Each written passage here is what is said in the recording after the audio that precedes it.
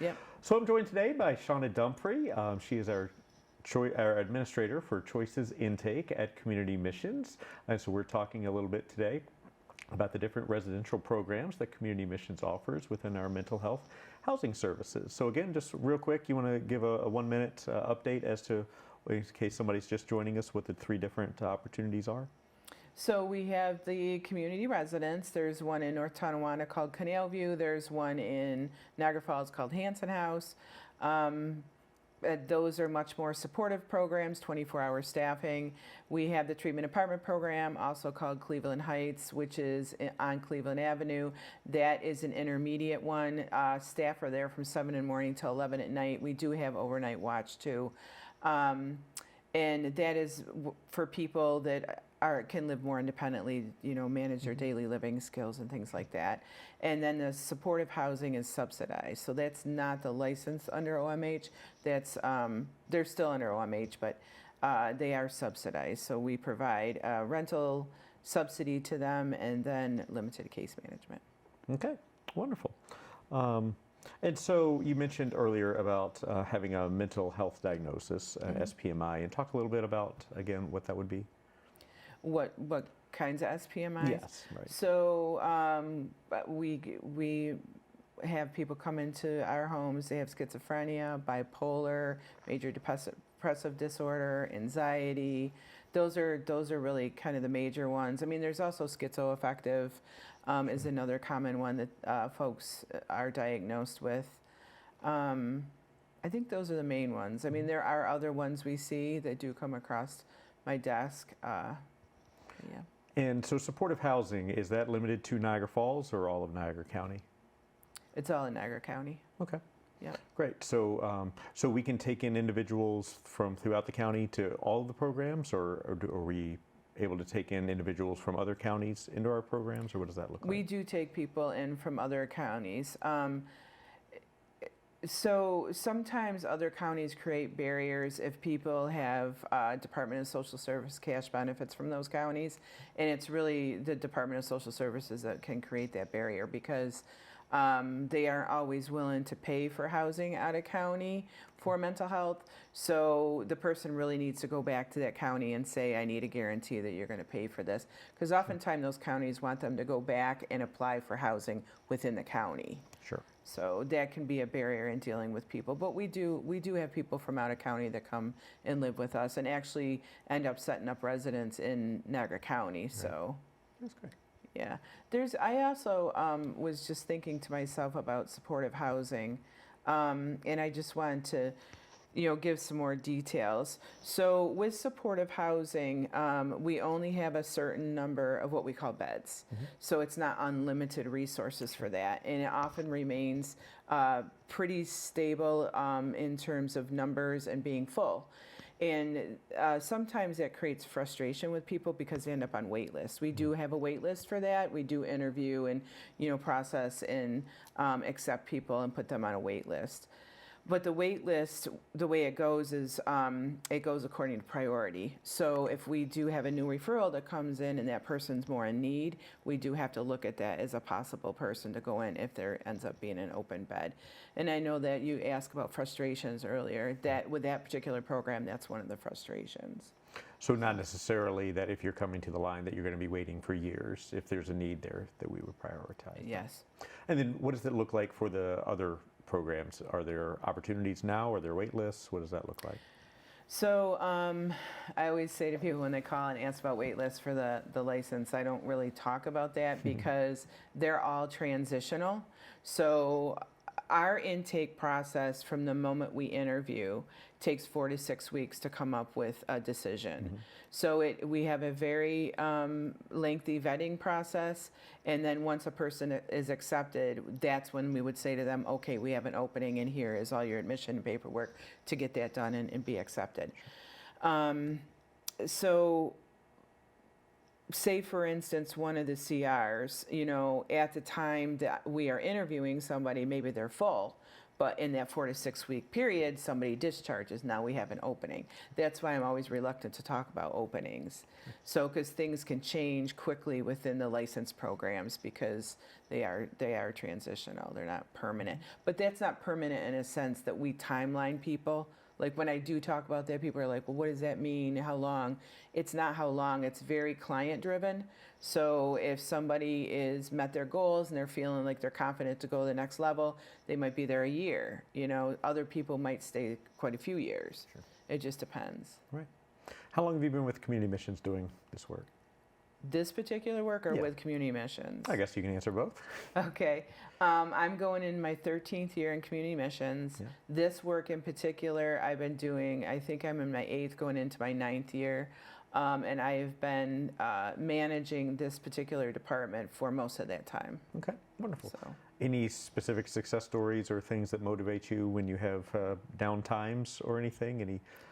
Yeah, I've had, so I'll just give you a little background. I used to work for the agency in 2002 and 3 doing this work, and I was off for 10 years. And then when I came back, I was hired back as a Canal View manager. Okay. That's why it's a little close to my heart. But when I did that, I did that for about 2.5 years, and then I did case management, and then I came back into intake, which was really exciting for me because I really loved the job the first time, and I absolutely love the job now. In working in the community residence, I had people that I worked with there that made their way into TAP, that made their way into offsite, and then now are in supportive housing. And I have a couple of those success stories. So when I see that, when somebody comes in just really struggling, even just with basic hygiene, and you see over a period of years where they're now living independently, they may be working, they have a car, they're in a relationship. It's pretty incredible to see people move in that way and see them heal in that way. I mean, it's definitely moving for me. And I've been here long enough to see that I've seen quite a few of those success stories. That's wonderful. So. That's great. Well, good. Well, good work Thank for you. you and all of your staff and all the staff, particularly with the mental health housing programs that we have. Rough numbers, how many people do we have in any of these programs? Yeah. So Hanson House holds 10 people. They're full. Canal View right now, I think we're at 6. With the TAP program, we linger around 50. And then, like I said, supportive housing is almost always full. Once in a while, we have a bed pop up, but we always have somebody who's getting ready to go right into that slot. So Wonderful. So, yep, a lot of people, and a lot of good work that you're doing. So, thank you so much for that. Thank you. And if anybody is interested specifically or has questions, how should they contact you? So they can call me at my office. It's 716-285-3403. My extension is 2275. You can also email me at sdumphrey@communitymissions.org.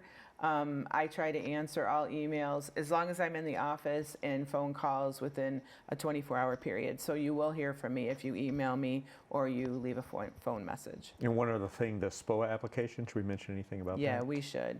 So in order to apply for this, for any of these housing levels, you need to complete a Niagara County SPOA application that is on our website.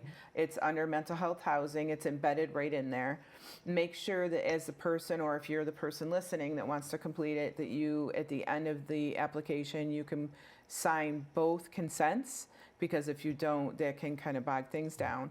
That does go down to the county, so don't send it directly to my office. Send it to the county. There's instructions in the SPOA applications, the first few pages. It'll tell you exactly where to take it or to send it. And then what I want to stress too about that is you have to make sure you get what's called supporting documents. So go to your therapist, go to your psychiatrist, have them sign off on your mental health diagnosis, attach it to that SPOA, and then send it into the county. Then the county does what we call processing and sends it out to the agencies. Very good. And if anybody has questions on that, I'm sure you'd be up for helping people. I answer those questions all day long. All day long, I'm sure. Well, thank you again for all that you're doing and for explaining some of it to us here. And hopefully we have some people that can take advantage. I hope so. All right. Wonderful. Well, thanks so much for joining us today. Just to remind a couple of different things that we have upcoming. The National Letter Carriers Food Drive is coming up on Saturday, May 10th. So on Saturday, May 3rd, your local letter carriers will be distributing out bags.